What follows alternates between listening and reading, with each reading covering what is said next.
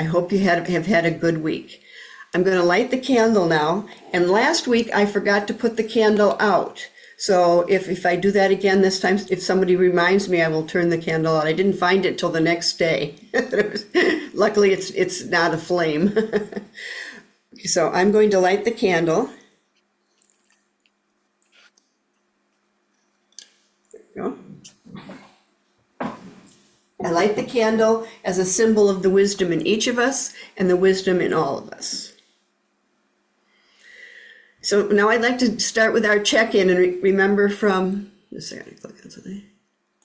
Last week, that for your homework, we asked you to look at those qualities of a wise elder and to look at what you have on the back of the handout number 3 or on handout 4, and choose one of those qualities that you'd like to mention in the check-in. And I'll call on 3 people at a time, and so unmute yourself when I call on you, when I say the 3 names. So first of all, let's have Kathy, and then Yvette, and then Gail. Okay, my name is Kathy Burgess, and you just want the three quality, I'm sorry, of the wise elder that came to me the most. Wasn't it just one? Didn't we ask for one? Oh, okay, good. The one that courage. And I have spoken. And we have heard. I was going to say courage as well. Wow. I need it. I've spoken. And we have heard. I'm Gail. The quality I hope to cultivate as an elder is patience, and I've spoken. And we have heard. Gwen, Ian, and Tamsin.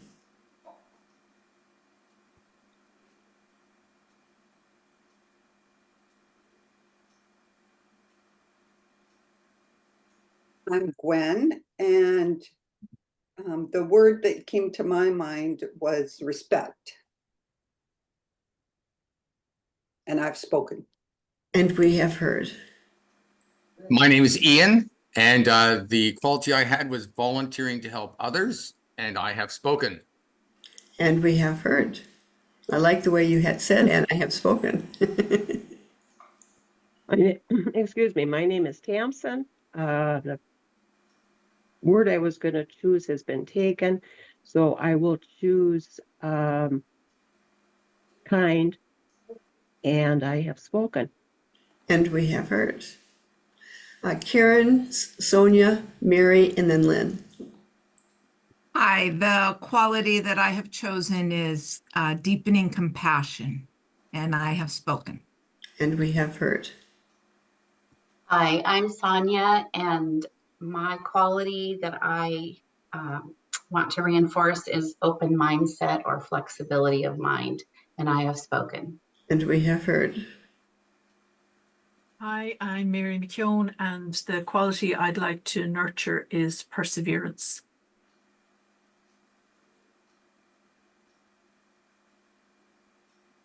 I'm Lynn, and the quality. And I've spoken. I'm so sorry. That's okay. Yeah, I'm Lynn, and the quality that I would like to culture is non-judgmental acceptance. Wonderful qualities. Okay, now I'm going to share a short poem with you, which is by Wendell Berry from his book, New Collected Poems. It's called The Peace of Wild Things. When despair for the world grows in me, and I wake in the night at the least sound, in fear of what my life and my children's lives may be, I go and lie down where the wood drake rests in his beauty on the water, and the great heron feeds. I come into the peace of wild things, who do not tax their life with forethought of grief. I come into the presence of still water, and I feel above me the day-blind stars waiting with their light. For a time, I rest in the grace of the world and am free.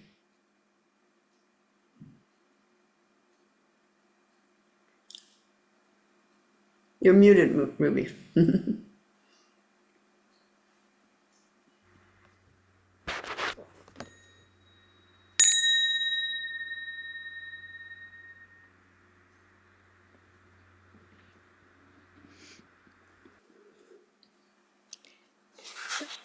Excuse me. So as we begin this second session of Awakening the Sage Within, let's briefly review again our intentions and our agreements for this series.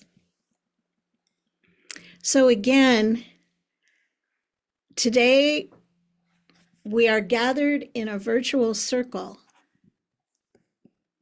It's pretty amazing. We're gathered energetically from across the US, the UK, and Ireland to create this circle where we're connected by our intention and in group spirit. And we recall that our intention for this time together, excuse me, is to explore saging, a new vision of aging as a time for deep reflection and spiritual growth. And if you'll remember, last week we entered into agreements for our work together, and I'll just briefly repeat them. We have agreed that during our time together, we will honor confidentiality, both in the workshop and in our dyads. We listen without judgment or advice, but with curiosity and compassion. We speak with intention and brevity.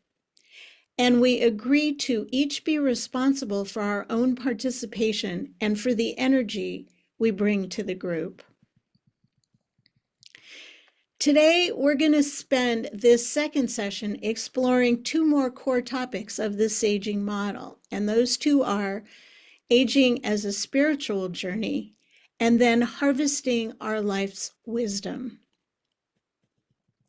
So now we're going to start with aging as a spiritual journey.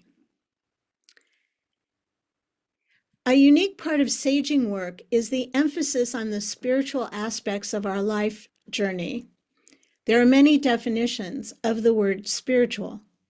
In saging, we understand spiritual in its broadest sense, common to every cultural and religious tradition, and to those with no religious beliefs or religious tradition, to mean having a deep personal connection with ourselves, with others, with our past, with our present, with our future, with Mother Nature, and with whatever we name or feel as something or someone greater than ourselves, whether that would be God, Jesus, Buddha, Allah, the universe, the cosmos, nature, the divine, whatever you choose as the most accurate representation of your own connection. And as we stated in our intention, saging offers us a new vision of aging as a time for deep reflection and spiritual growth. And saging invites us to nourish and integrate our whole self in the fourfold way that both ancient wisdom and present-day psychology understand the self to be, which is our body, our mind, our emotions, and our spirit. And we seek personal balance in order to age well. So now we're going to take a look at how we nourish ourselves in each of these areas. So please take out handout number 5, Finding Wholeness and Balance. We're going to work with this handout as a group, and then later you'll work with it on your own. So as we work with it as a group, please take notes on the handout of what comes up for you personally, or if someone else says something that resonates with you, or may even be new to you, something that you may want to explore for yourself. So we're going to explore how we each take care, can take care of ourselves, again, of our body, our mind, our emotions, and our spirit. And I'll be asking about each of these aspects one at a time. But remember that a response for one category may easily fit into another category. For example, what comes to mind for me sometimes when I think about how I nourish my body is yoga. But I think one could also say that yoga also fits into nourishing the spirit as a spiritual practice. So don't hesitate to name something because you think it fits into more than one category. It's fine if it's in different categories. So after I ask a question, please call out your response popcorn style. And that means you don't have to even raise your hand. You can just unmute yourself. You're going to talk over each other. It's fine if you weren't heard, just be patient and repeat yourself. It's a very sort of spontaneous process of whatever comes up for you.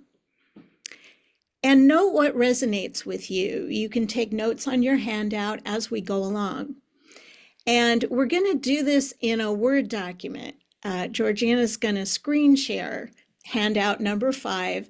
And as you call out your responses, she's going to actually record them in the proper quadrant. And then she's going to save the document and we'll send it to you probably when we send you the recording. And we'll also include the poem that Karen just read. Oh, good.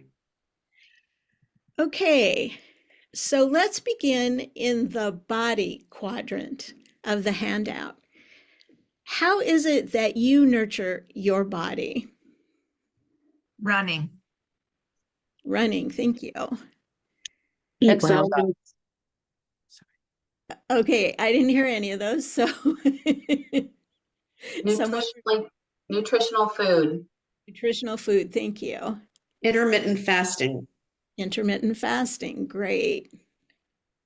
Tai Chi, Qigong. Okay, I heard Tai Chi and Qigong, which we'll get after intermittent fasting. Okay, Tai Chi and Qigong. Regular exercise. Okay, I think I heard walking. And I think I heard regular, but I didn't hear what came after it. Exercise. Regular exercise, thank you. Water. And walking, great, and water, great. Sleep. Sorry? Sleep. Sleep, yes.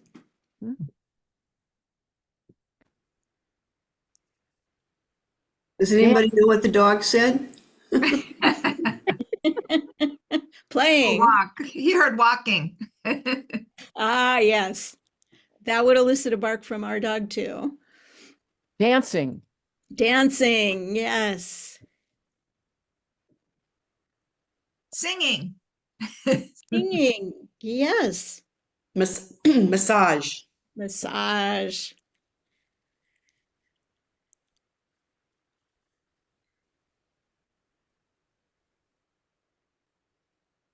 Okay. Anything else for the body before we move on to the mind?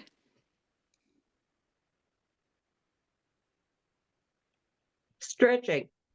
Stretching. Okay.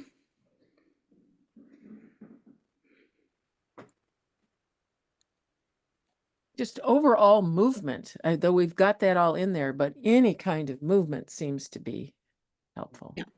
Yeah. So movement. Yeah. Good posture. Good posture. Yeah. Maintaining a sense of one's posture. Yeah. You guys have a few on there that I've never had people say before. Oh. That's really cool. And by the way, movement might be something you might consider during our comfort break when we're halfway through.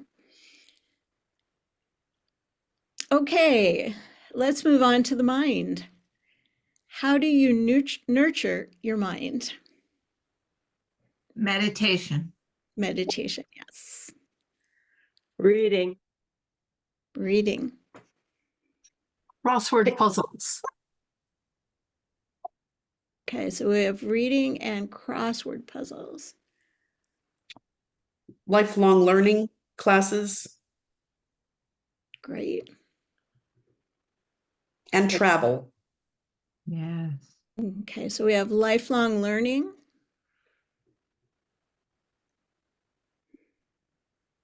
And Mindfulness. and travel, yeah. Mindfulness generally. I'd say quiet, silence. Silence. I have deep discussions on current affairs. Great.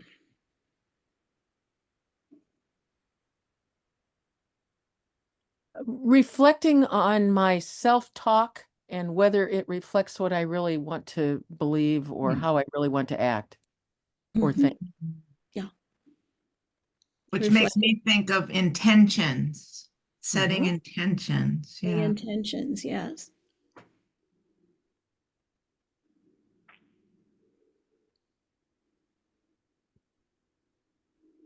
Anything else you think of when you think of nurturing your mind? This fits with some of the other things, but it's also learning about the mind and how it works. Yes. Yeah. So studying the mind And Mhm. how, yeah. and how it works. Yeah. Mhm. And volunteering. Mm-hmm. Yes.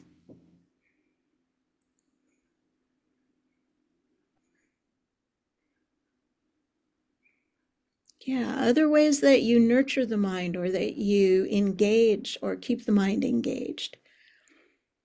Connection, human connection. Human connection. Beautiful. And animal connection.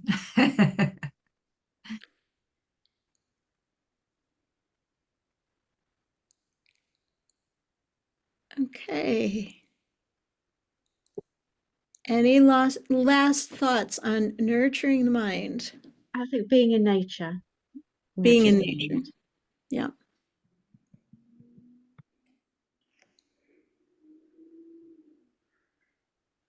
Okay.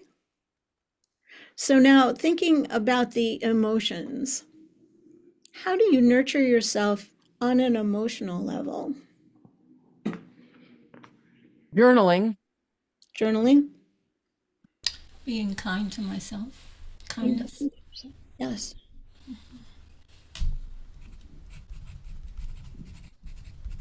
And remember, just because we've already said it doesn't mean we can't say it again here. Singing and dancing. Singing and dancing. Yes.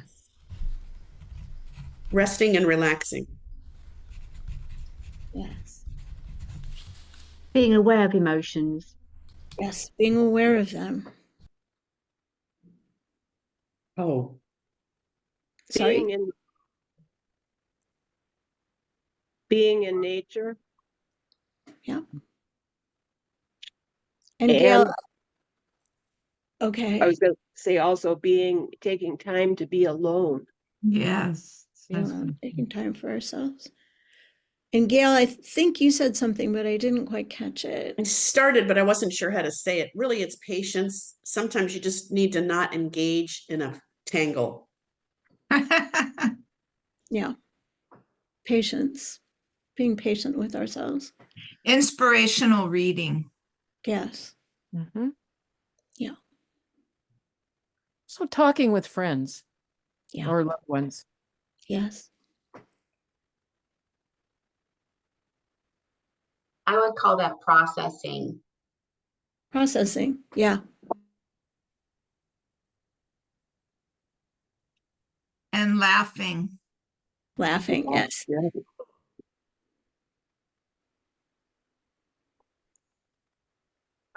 We missed processing. There you go.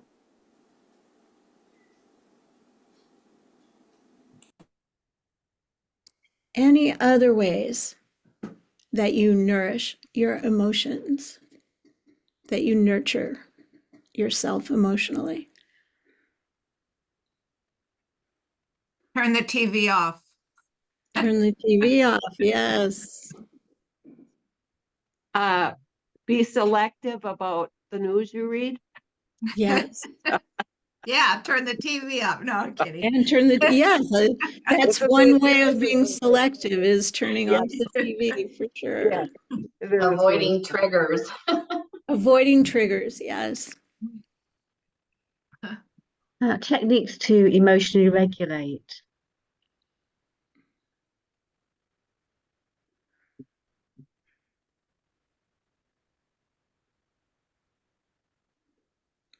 And I think we need to add avoiding triggers.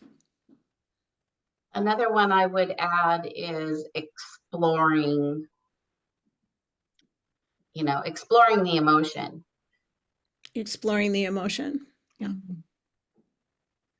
Develop new relationships. Yes.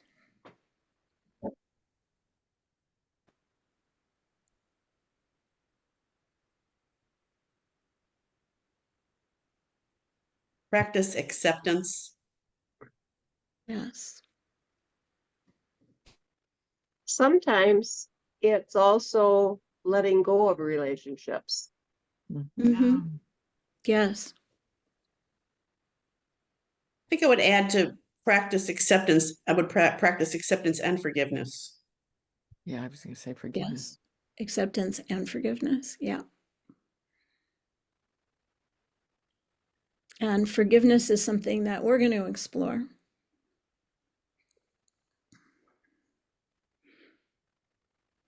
Okay. Any final thoughts about emotions before we turn to nurturing the spirit? Cultivate compassion. Cultivate compassion. Yeah. Beautiful.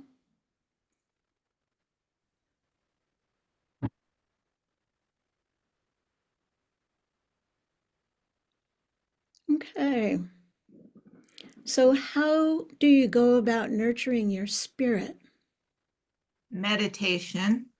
Meditation. Yeah. Arts. Creating art. Yeah, just anything creative. Arts Anything. and crafts. It doesn't matter what kind. Okay. Meditation group. Group meditation. Yeah. Group meditation. Yeah. I'd say pray. Pray. Mm-hmm.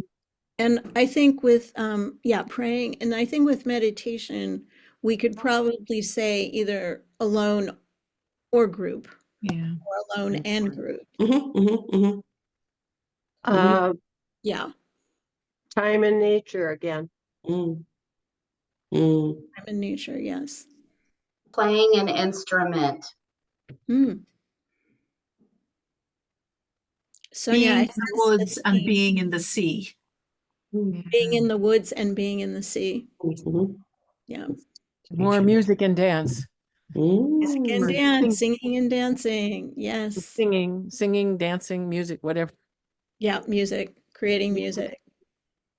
Attending church, and I can't believe I'm saying that. Like my younger self would have never believed I was saying that, but attending a church that aligns with your values. There you go. Okay. Could we broaden church maybe Yeah, to religious service? I hope so. Yeah. Yeah. Or Thank you. spiritual community. Yeah. Spiritual community, yes.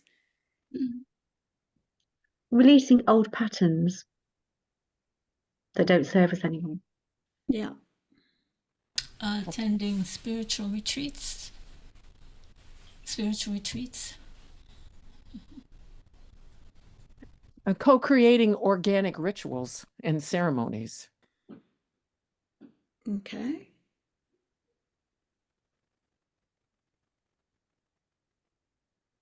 Co-creating organic rituals and ceremonies.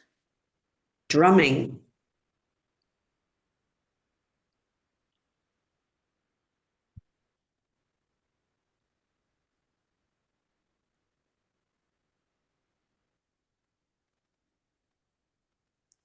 And I think we missed being in spiritual community.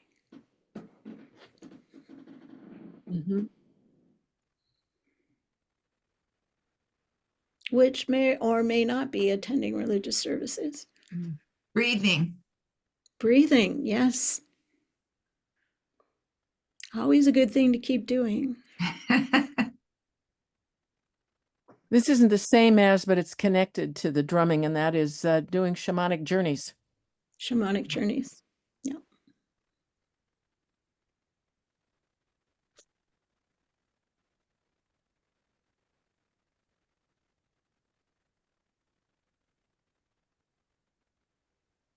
I think we could add to the shamanic, just hypnotic journeys also.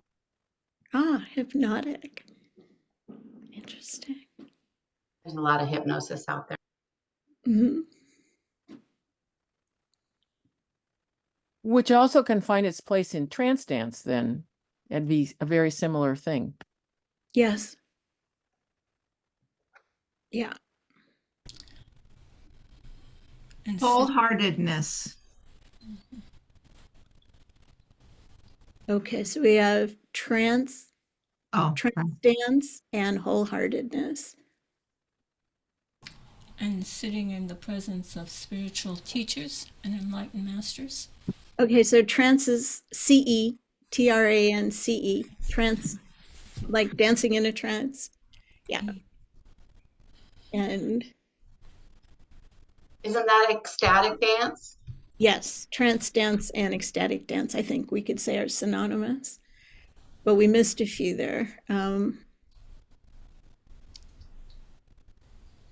Being in the presence of spiritual teachers, but there was one before that. wholeheartedness. Wholeheartedness. Thank you.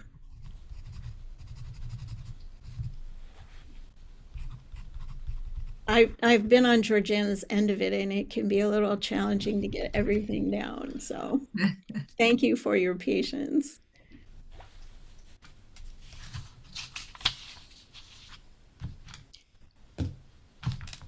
Wholeheartedness. And any final thoughts about nourishing ourselves spiritually before we move on?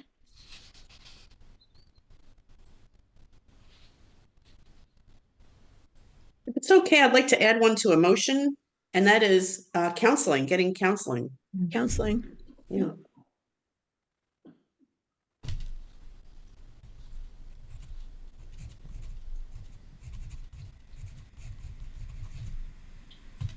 And I think being open to new ways of expressing ourselves spiritually as well. Okay, thank you. Yeah. Yeah. Yeah.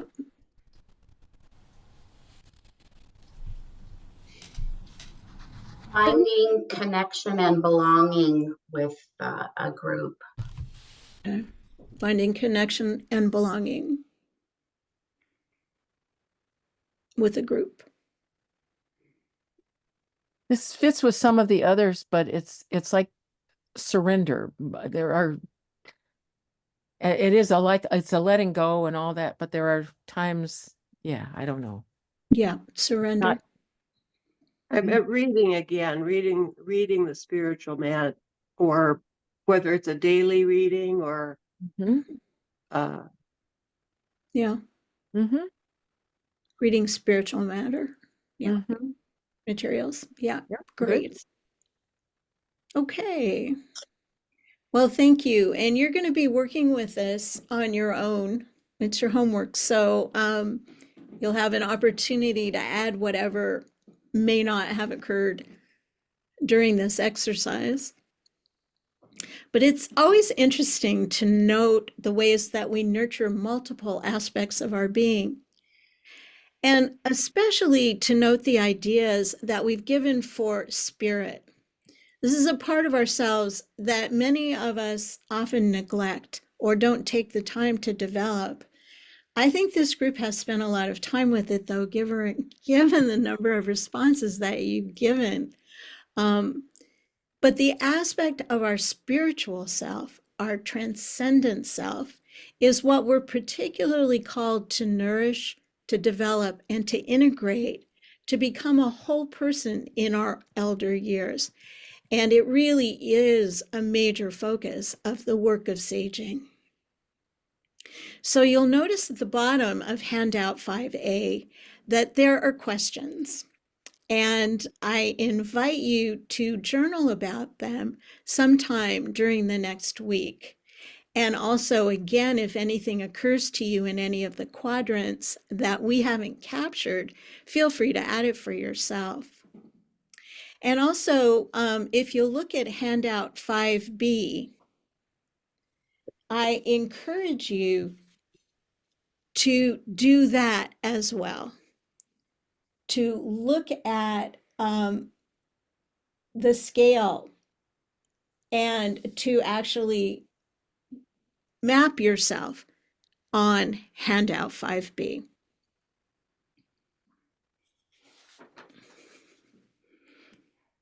Okay, Karen.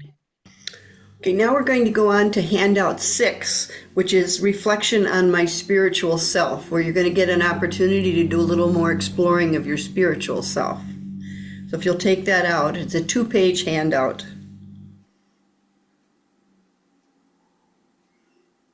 We're going to use that handout in just a minute, but first we're going to get into the mindset of doing the handout. So like right now, I'd like you to close your eyes, and if you're comfortable, close your eyes if you're comfortable. Feel yourself supported by your chair and notice your breathing. Breathe a bit deeper with each breath, and with each breath, feel yourself connecting more and more to the deepest part of yourself, that part you might call spirit.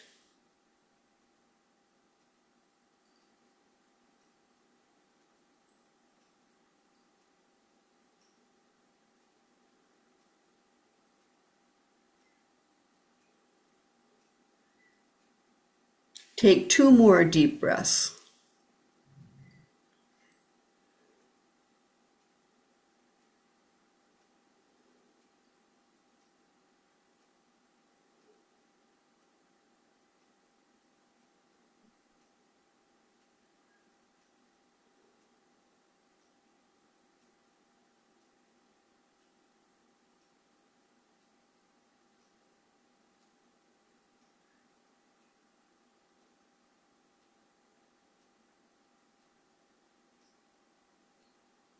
Open your eyes when you're ready and allow your gaze to fall to the handout.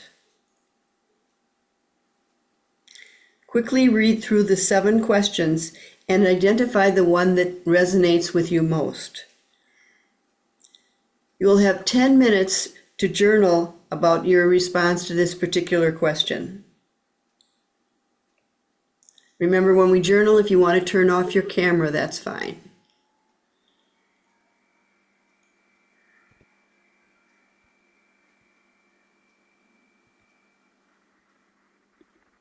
And I will chime to begin the journaling.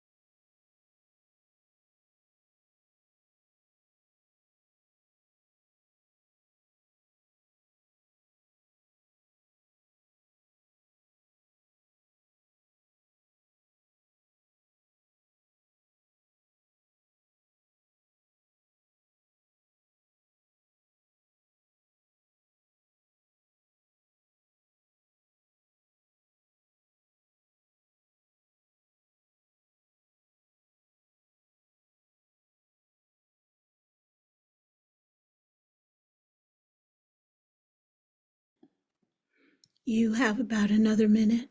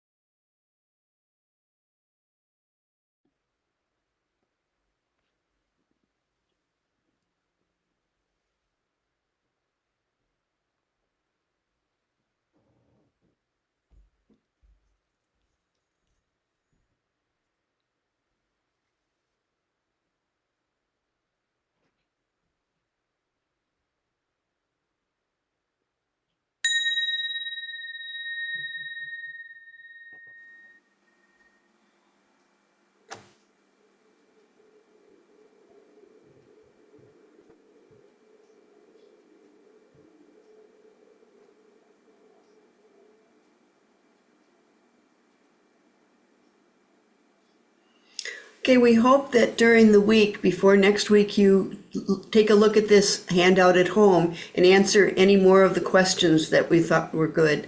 And when you have more time. But before we go on, I'd like to ask, how many people thought that 10 minutes was a good amount of time to journal? And then I'm going to ask how many people would have preferred a little less time. So how many people liked the 10 minutes? Okay, and how many people would have preferred a little bit less? Okay, thank you very much. A little So bit now we're more, going to perhaps? more, yes. That's the way I am about journaling. Okay, so now we're going to go into dyads so that you can share your reflections about your spiritual selves with each other.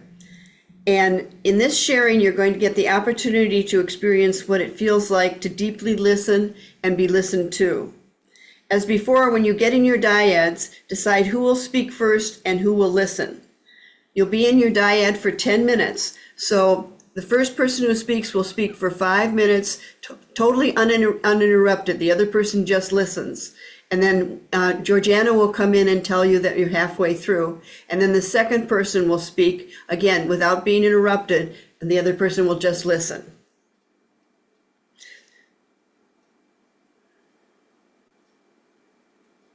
And if the person whose turn it is speaking goes silent, that's fine. They're still thinking, and that you don't have to feel like you need to fill in that silence. Any questions?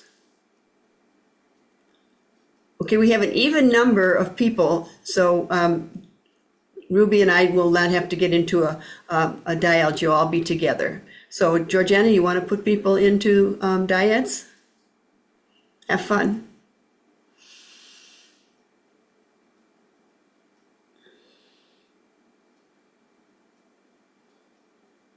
Now we're going to have some time to talk. We'd like to have you share with the group how it felt to be deeply listened to and not interrupted. Were you able to listen without responding or judging? And was it hard to do or easy?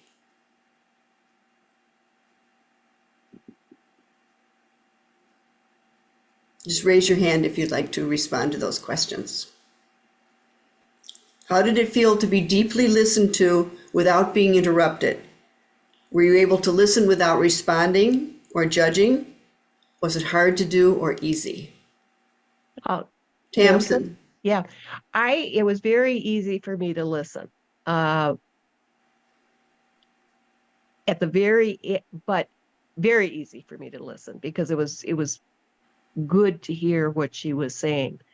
I think the difficulty came at the very end where you want to connect much of what we were saying. And there, it's like, you want to say that, yes, yes, yes. So that's the hard part for me. Oh, and I have spoken. And we have heard. Yvette? It was a pleasure listening and holding space. Can you speak a little louder, please? Yes, it was a privilege to listen and holding space for Mary. I felt I was listened to as well, and I could speak without being judged, and it was a delightful experience. And we both felt we needed more time to to write and speak after. Thank you, and I have spoken. And we have heard. Ian? Yes, I was with Gwen, and I think we both, well, we did. I don't think, I know. We both listened very well to as each other spoke. We didn't interrupt each other. We finished a little early, but so we had a good way to kind of reflect on what our questions were, or our way that we answered those questions. So I felt comfortable that I was listened to. It was easy for me to listen, which is actually usually quite difficult for me. I'm a good interrupter. And maybe that's one thing I'm learning from this. So yeah, I thought that part of it was very good. We both struggled with the question, so that made us maybe hesitate a little bit, but it was a good exercise as far as listening goes. Karen?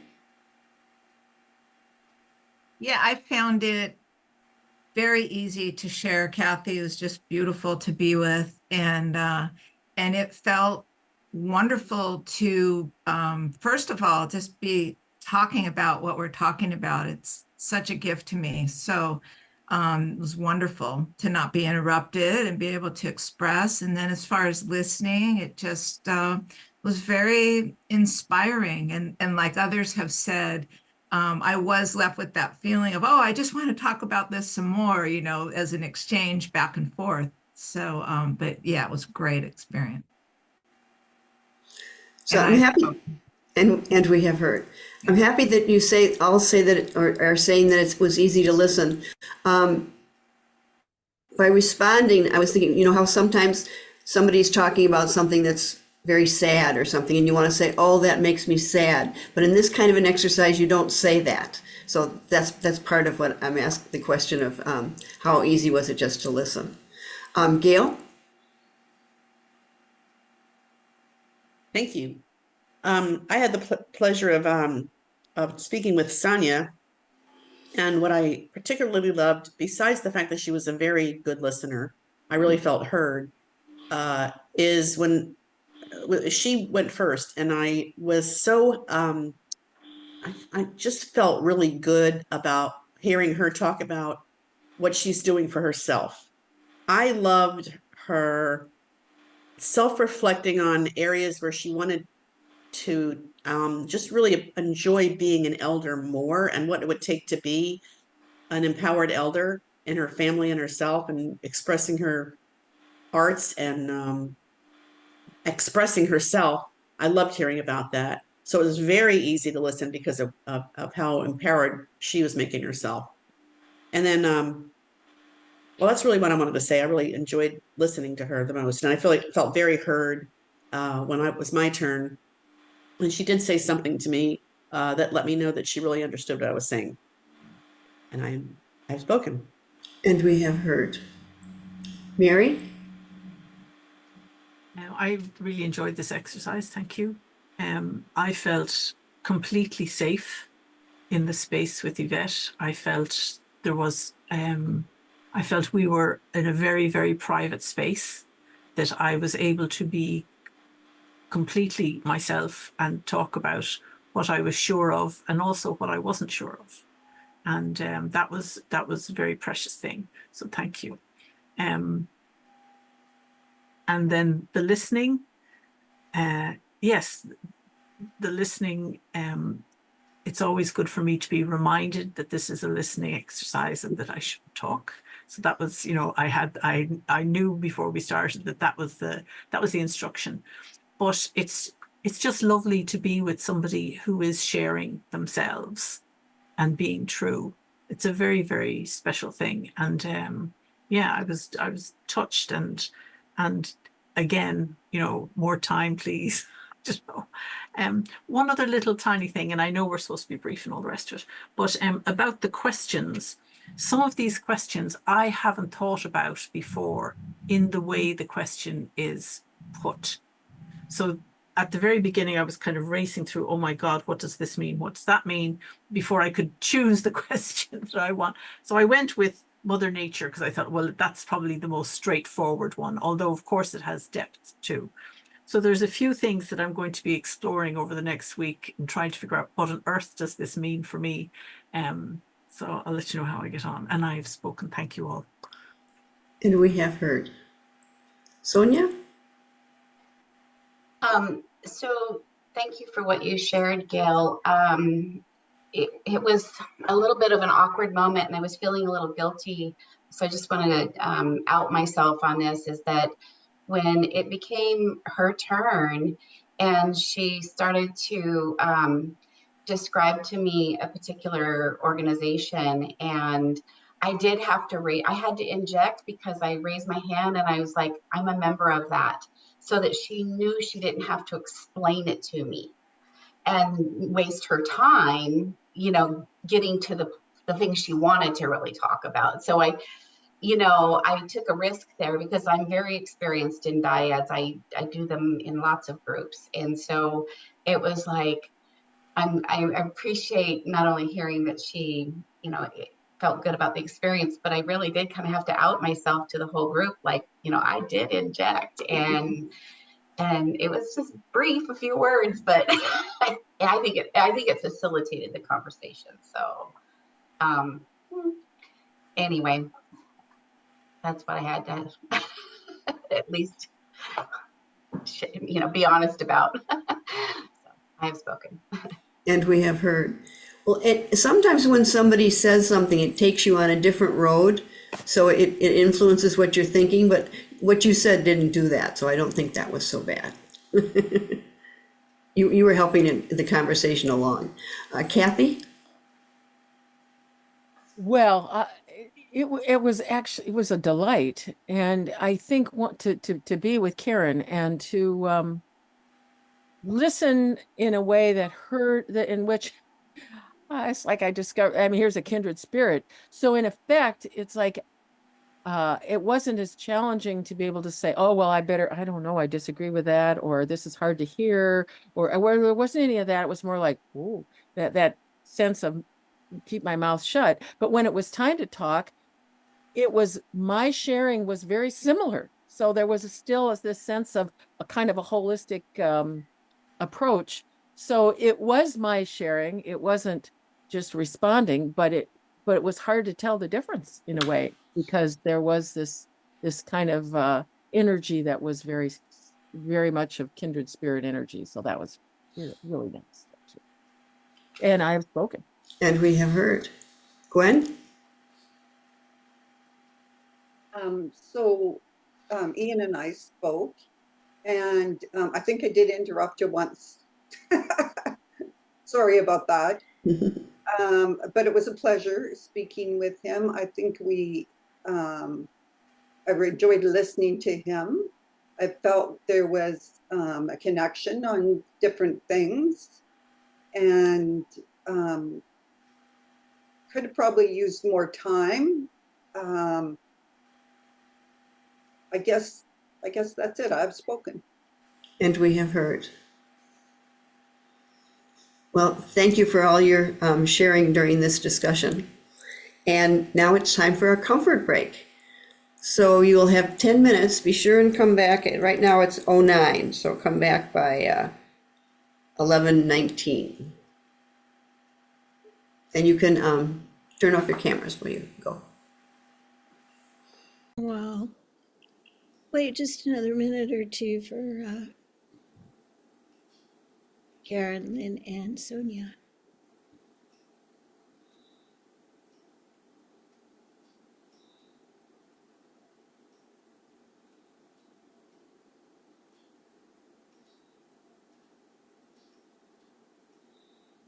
Okay, well, welcome back, everyone. I hope that during the comfort break, you took the opportunity to nurture whichever aspect of your being needed nurturing, whether it was your body, your mind, your emotions, or your spirit.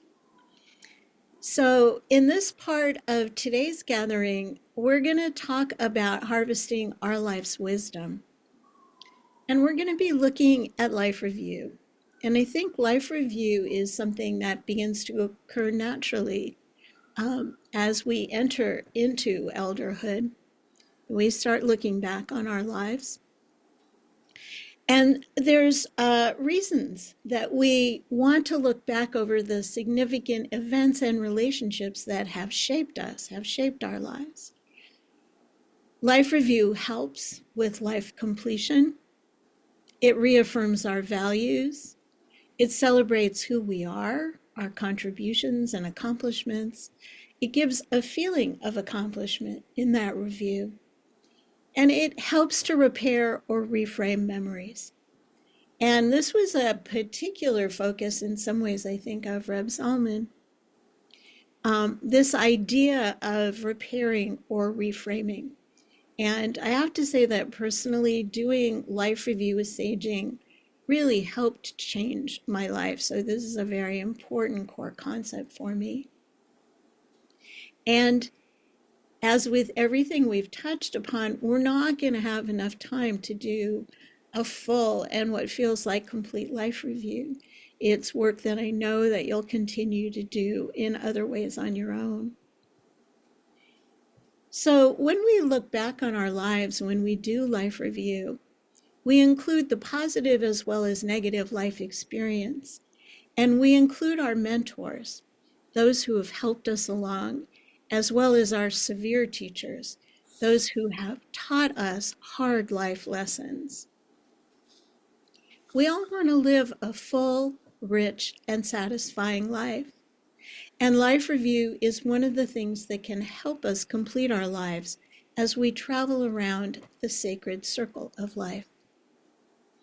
Has anyone been thinking about the circle of your life and what would bring you a feeling of completion? I would be surprised if you weren't all nodding at least a little at this point.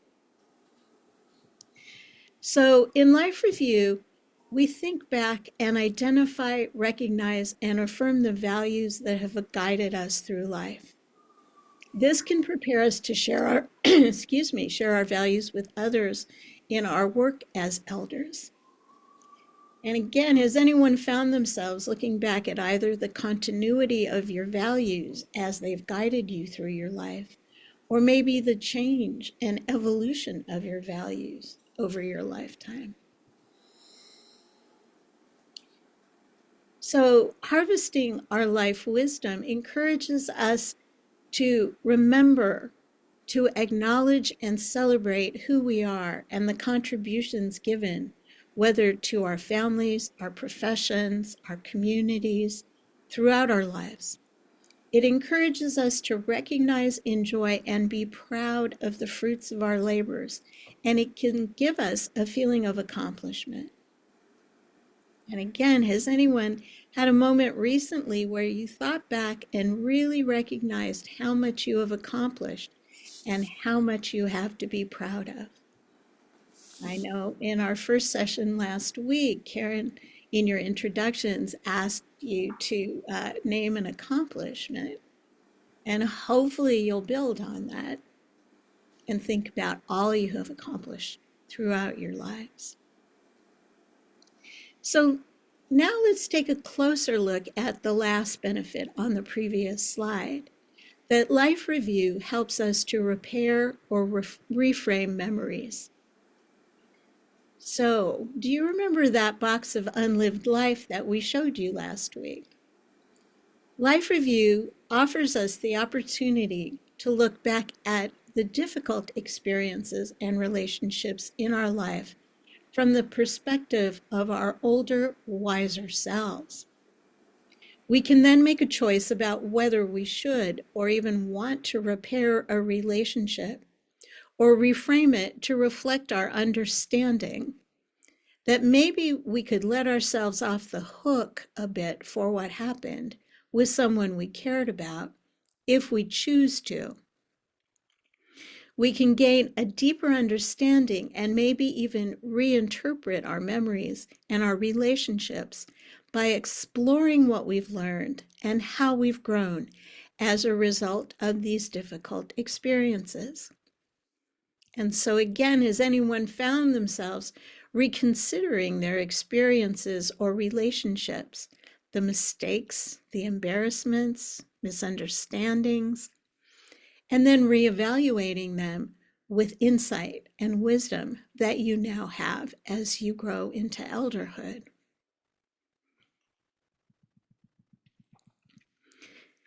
So life review helps us to step out of this box of unlived life.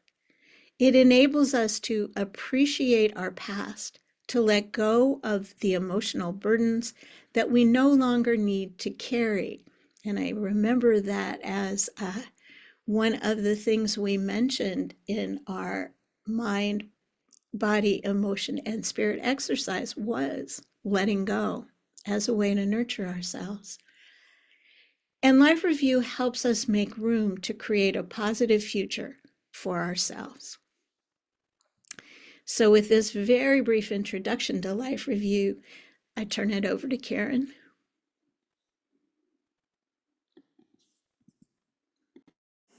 We're going to do an exercise. Am I still, can you hear me?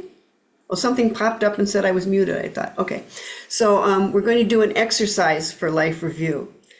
We all long for a deep connection with another person. And doing saging work in community like we're doing today gives us the opportunity to form deep connections with others who are on the same journey. We call this spiritual intimacy. And I really like the term that Rabbi Zalman talks about in his book, From Aging Saging, that we're spiritual intimates. I really like that idea. And people always notice that in this workshop as soon as they've been in a dyad, like you guys wanted to stay there. So we use a contemplative tool to make this connection with another person that is called social meditation.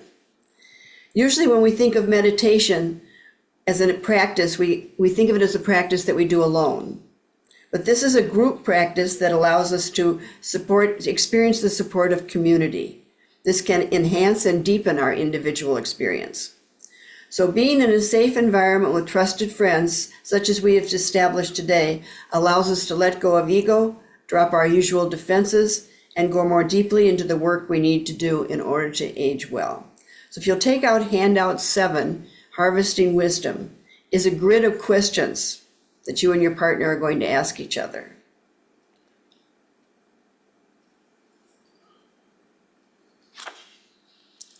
Okay, what I would like you to do is number all these boxes in a random order. Like this. So this box says number 6, this one says number 1, this is number 10. So number them all with random numbers.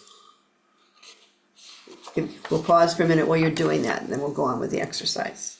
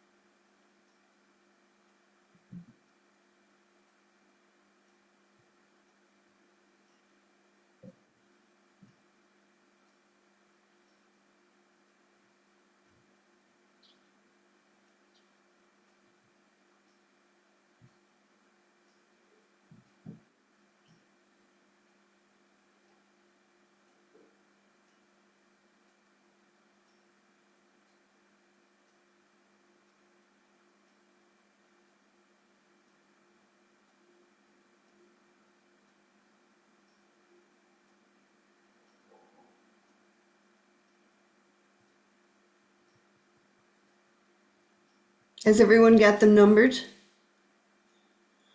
Okay, so Ruby and I are going to demonstrate the process we're going to use for this exercise. And as you do the exercise, you'll want to just move quickly between each other without, don't overthink your answers. You'll see what I mean when we do the exercise. So what we're going to do a technique called lending a good ear technique.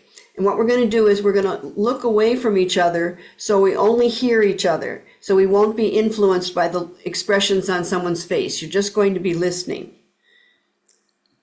Okay, so Ruby and I will show you how to do this. So the first thing you do is decide who wants to go first, and that person chooses a number from their sheet.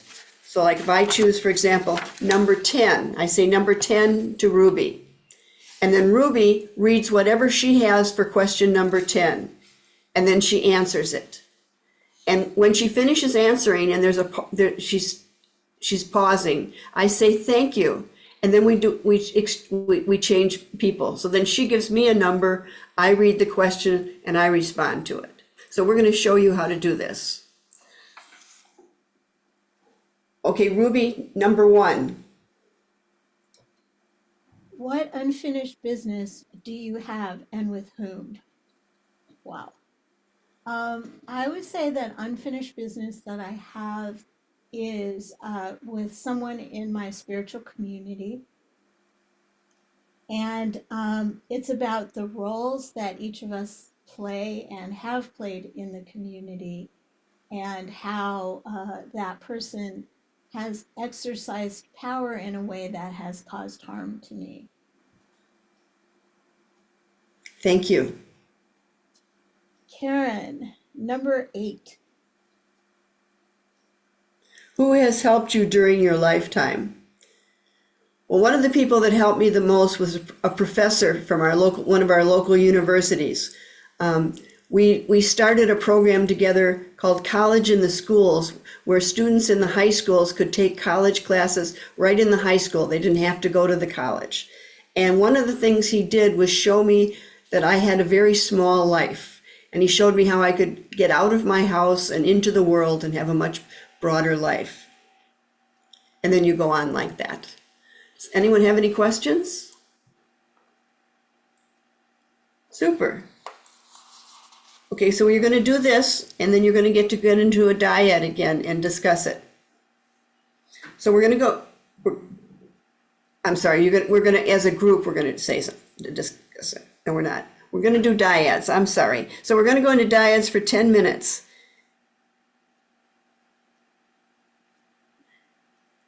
Once you arrive in your dyad, go back and forth as we just did, taking turns, giving numbers, and answering the questions your partner asks you, until we call you back into the main group. Don't forget to be sure and cross off the questions you've already asked so that you don't accidentally do the same questions. Any questions? And there'll be no announcement of when we're halfway through, since you'll be engaged in dialoguing back and forth. Have fun. Oh, the dog's wagging his tail. He wants to participate.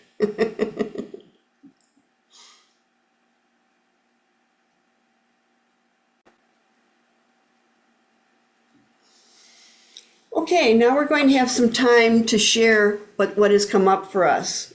And I'm going to ask you a question. And then, the first question is, what discovery or insight about your own wisdom came from this exercise?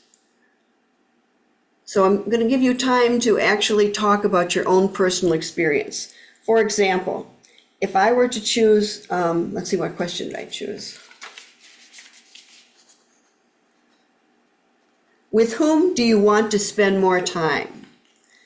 So when I think about that, I think about my adult grandchildren, that I want to be a part of their lives long after they're living in the same state I am and that sort of thing. So I'm taking time to actually ask them to go to a meal with me and that sort of thing.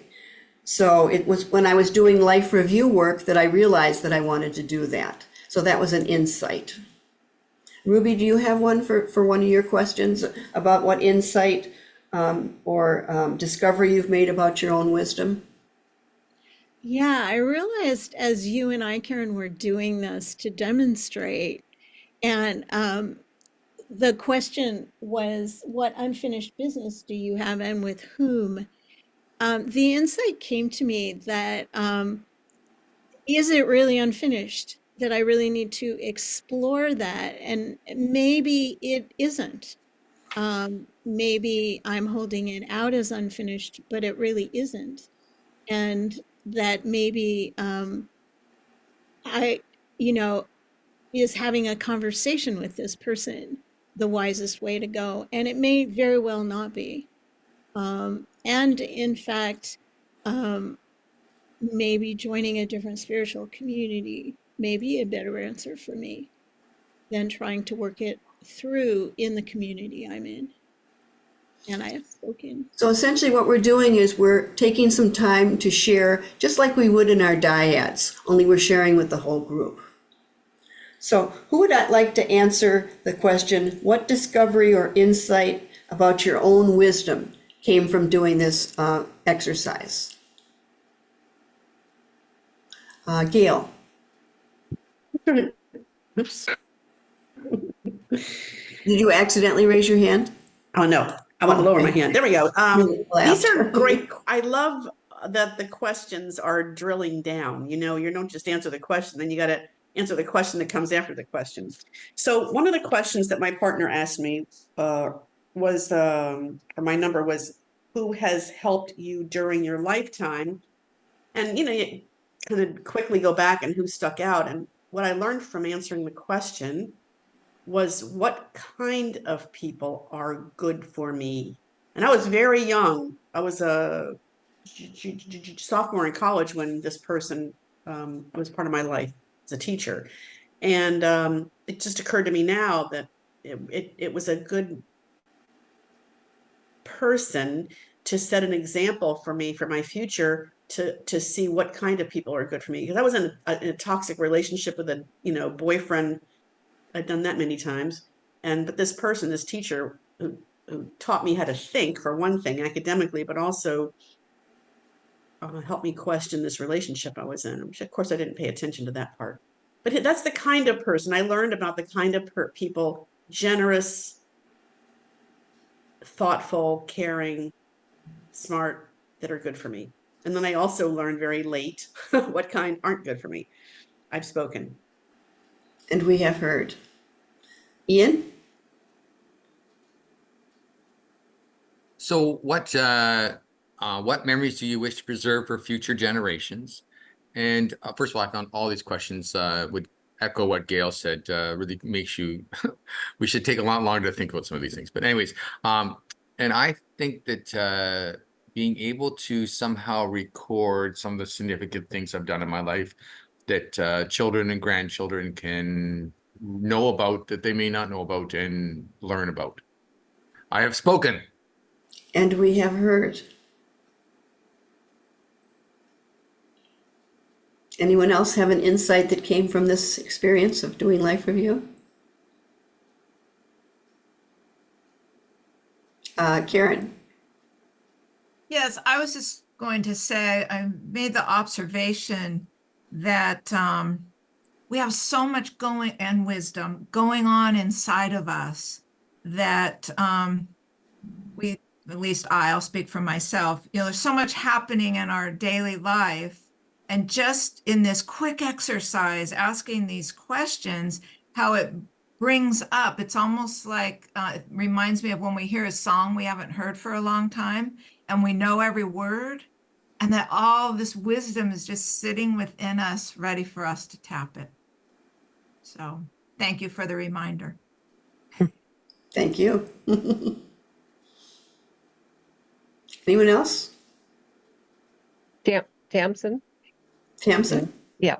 Probably the biggest thing was the same thing that you said. I realized that I really want to spend time with my granddaughter. I have only one grandchild, and she's not at an age now, 16, where she wants to spend tremendous amount of time with me. And she's also 1,300 miles away. But it put into mind that I need to begin thinking about how we can do it, whether I go there or whatever, so that as she goes into adulthood, we still have a close relationship.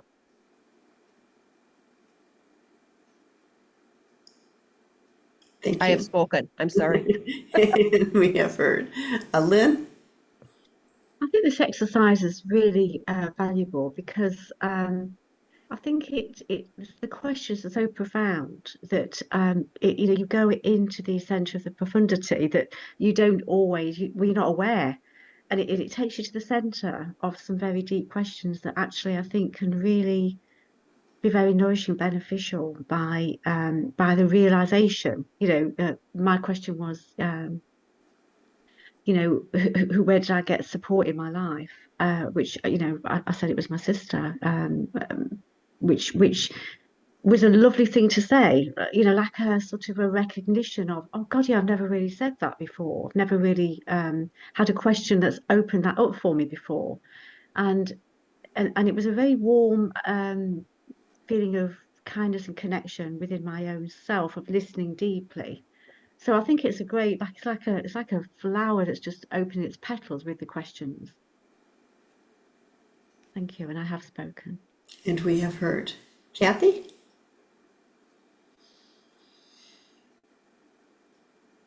Sorry. Uh, Actually, at first I thought, well, the insights were more from the question that I was trying to answer, and then we were finished, and I hadn't quite answered it yet.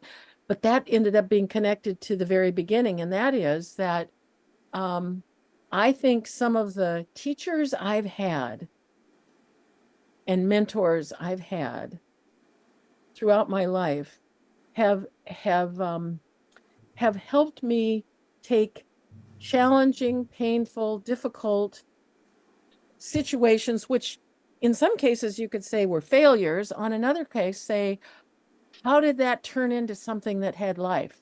How did that turn into something that gave me new insight? So when somebody says, well, what about your failures? It's like, oh, well, wait, I learned this. Oh, well, this failure. Oh, well, actually, I did handle that all right. I mean, I learned from this, and so it's an interesting thing that one of the first people I mentioned as a mentor teacher, who was very, very holistic, was one of many who have helped me with that pattern of trying to take the difficult parts, the failures, the mistakes, oh well, I went down this road, okay, and turn it into, oh wow, I didn't know, look at this. So kind of transform it, and so that's good. Thank you. And I've spoken. And we have heard. Gwen?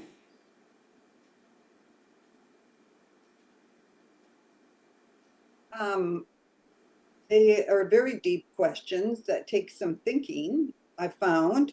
The one that seemed highlighted for me, with whom do you have regrets, found that brings a lot of negative but positive emotions to the surface, triggering feelings, and makes you want to think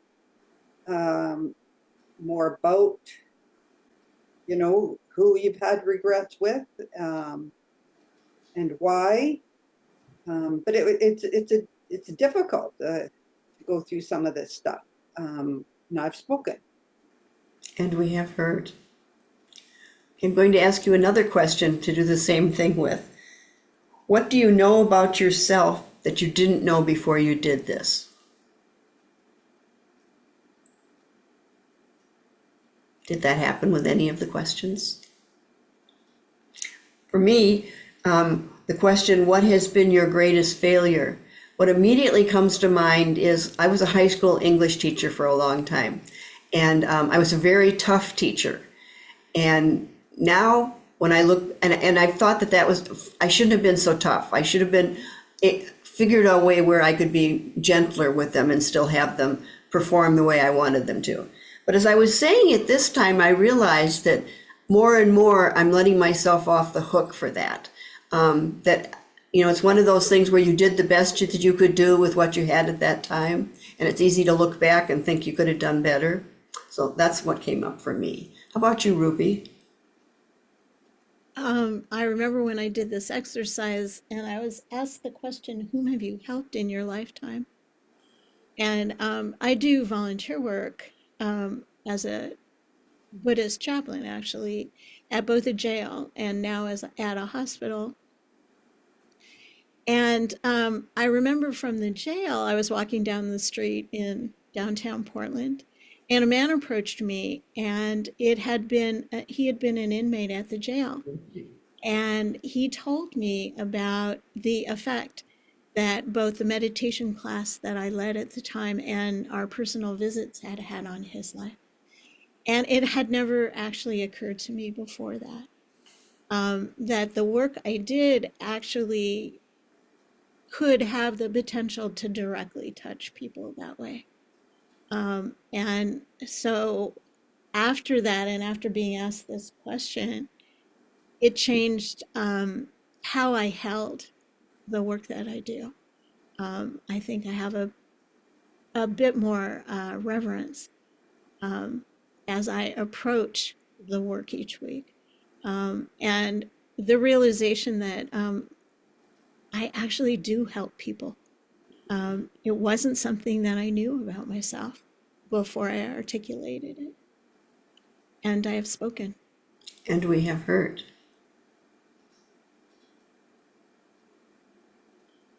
Would anyone else like to respond to that question? What do you know about yourself that you didn't know before? Karen?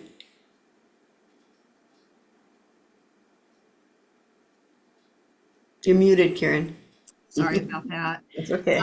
Yeah, I'll respond to what unfinished business do you have and with whom? And I was a little surprised as the words were coming out of my mouth, how quickly they came, because I was a little bit unaware, and it was with a very dear friend of mine who has passed away.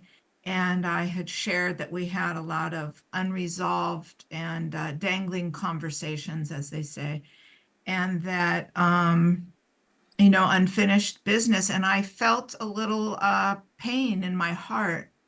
And I wasn't aware that I still had that pain. I wasn't really even aware that I felt like I had unfinished business, but clearly I do. And then I ended it by saying, I'm looking forward to speaking to her in the afterlife. But what I realize is I don't have to wait until I'm there. I can speak to her anytime. So, and I will. So that was a great insight to have that, I can deal with. So, and I have spoken. And we have heard. Gail? Thank you. It occurs to me as we're reviewing our answers that it kind of feels like we're now at the, it kind of feels, not like we're at the end of our lives looking back and that tomorrow we're not going to be here. And then it occurs to me as we're talking like this, that there's a lot ahead, and that even though the answers that I have given to the questions today are in reflection of my life standing or sitting here now, that by a year from now, a lot of things can change. People come and go in my life.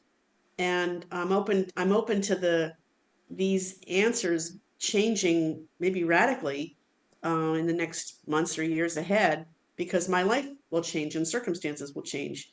And that's interesting to think about also. I have spoken. And we have heard. Mary? Thank you. I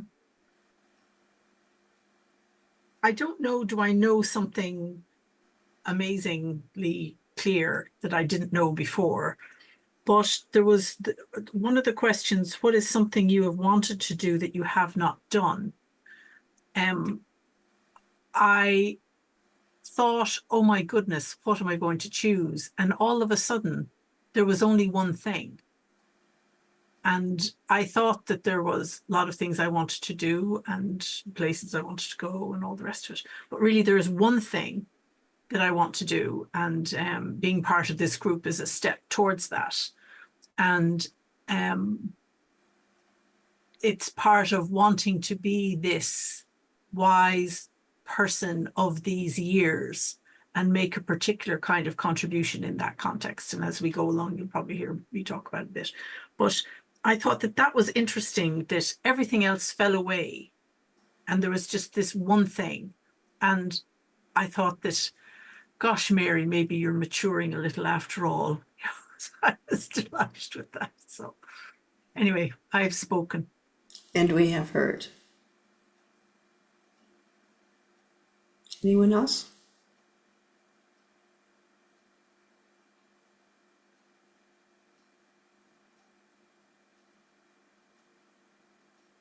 Kathy?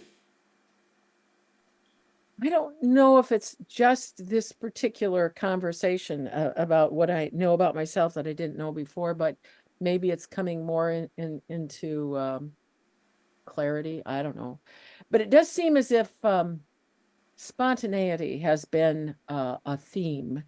Again, part of having that with teachers and mentors and all that, and having an opportunity to say, in spontaneity and paying attention to my intuition, especially when it's not going to hurt anybody, but it's like, oh, so, that is there, and connecting with that is that sense of almost anticipation that if I pay attention enough, this next step, these next things will come together in ways I never could have imagined, or I might have imagined somehow, but I thought they might be this way rather than that way. So they fit with what was just described, about there's more to come, as Mary said, there's more to come.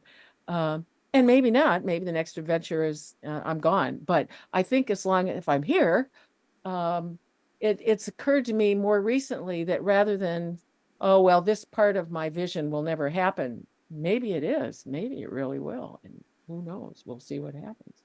So there's a little bit of that. It's more of a encouragement and all right, I'm ready.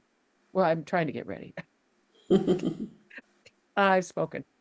And we have heard. Okay, I have one last question for you based on the life review. Did you hear yourself say anything that surprised you? And I'm not going to give you an example because you understand how to do it now, so just let you talk.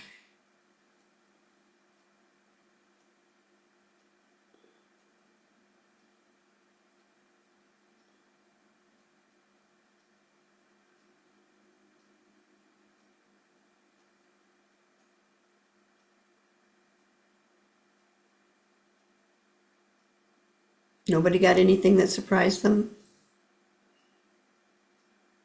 Ian? So I'm usually a very modest person. And when the question came up, well, what significant contribution have you made? I spilled out a whole bunch of stuff that Karen had to listen to. So, yeah, so, and I guess in reflection, as we look at how we age, I think these things are very important that we are able to pass on to our children and our grandchildren, some of the things that we have accomplished, and we are obviously often too modest to pass those on. I have spoken. You're talking about legacy too, which is one of my favorite topics. Anyone else have any surprises?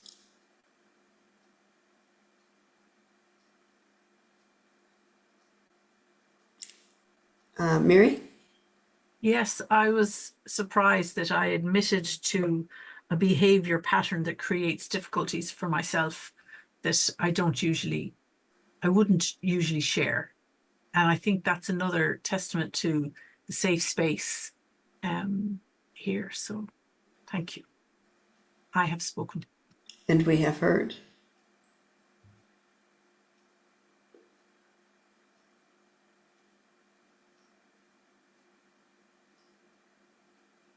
Well, these are very powerful questions, as somebody said, and I hope that you'll decide outside of the workshop to spend some time journaling about some of these questions. And to do there's lots of ways to do life review, and I hope you make sure and make that a part of your life. You can keep a personal journal. You can write your story as a legacy letter. You can capture some of your life stories on a video recorder or a voice recorder, and there's many, many other ways. Ruby?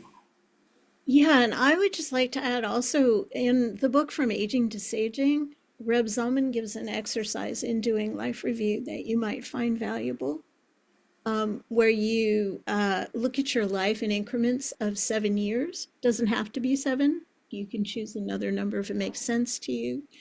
And you talk about the events that were significant, and then how those the people who were significant and how they contributed it to who you are today. And that's the reframe that I think is so valuable.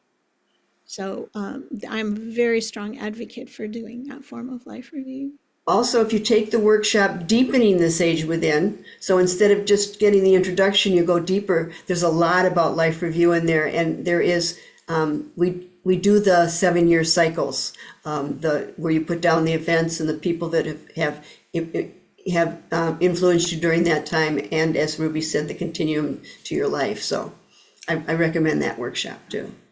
I do too. Yeah. In fact, we're going to talk about it a little more in our last session, but Deepening the Sage Within is a way to more deeply explore each of the core concepts that we really only have time to touch on in this workshop. And you may have just heard my dog bark. We've come to the end of today's session. And to review what we've accomplished today, we had a brief introduction to aging as a spiritual journey and to life review, or to harvesting our life's wisdom. Next week, we'll cover forgiveness and facing mortality.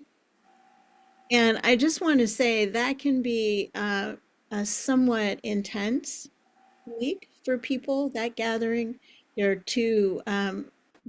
can be challenges in each of those topics. So please take care of yourself, and we'll repeat this again next week. But please take care of yourself, both as we're going through it and after our next session.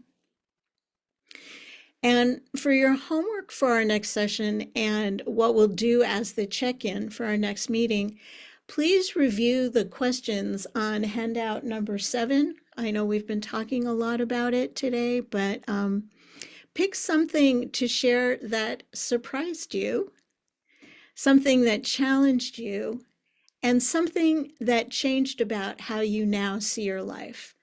And, you'll have some time to think about that and kind of let the process integrate so that you can think about those more deeply. Again, something that surprised you, something that challenged you, and something that changed about how you now see your life.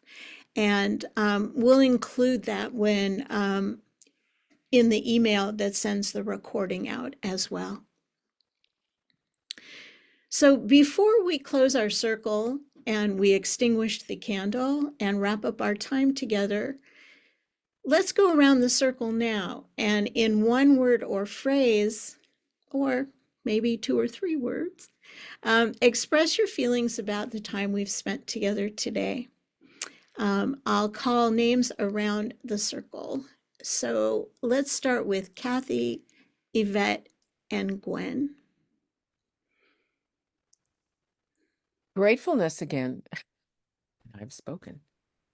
And we have heard. I'm left with a longing and a yearning, and I have spoken. And we have heard. I guess one thing that comes to my mind is uncertainty. I have spoken. And we have heard. Now, Gail, then Mary, then Karen. Thank you. What I saw unfolding in today's gathering was the process of creating our community here. It's a process. You can't just do it overnight. You can't just do it with the snap of a finger. It takes work and it takes time, and it's a process. I've spoken. And we have heard. I feel gratitude. I've spoken. And we have heard. Commitment to authenticity. And And we have heard. Sonia, Lynn, Ian, and Tamsin. If this were a meal and I'm feeling much appreciation for, I would call it savoring. So, And we have heard. oh, and I have spoken. I think a warmth in sharing. I have spoken. And we have heard. Reflection, and I have spoken. And we have heard. Appreciation and challenge. I have spoken. And we have heard. And Karen, is there a phrase or a few words for you? Intimacy. And you, Ruby? For me, it's inspiration and gratitude for each of you. And I have spoken. And before I extinguish the candle, and I hope that you'll take whatever wisdom you're taking from this session of our workshop out into the world, let's have Georgiana come open her camera, and so we can say good thank you to her. Especially for what she did when she had to write all those words down that we were saying. Yeah, that was challenging. Thank you, everybody, for your patience. Thank Thank you. you. And you did a Thank wonderful you. job of coming on time this week, so I hope you can manage that again next time. And before we close and Karen extinguishes the candle, any questions? Or do we feel pretty complete about today? Great. Okay, Karen. Have a good week. Thank you so much. Thank Thank you. you. Thank Be you. well, you. everyone. Bye, everybody. Bye. Bye-bye. Bye-bye.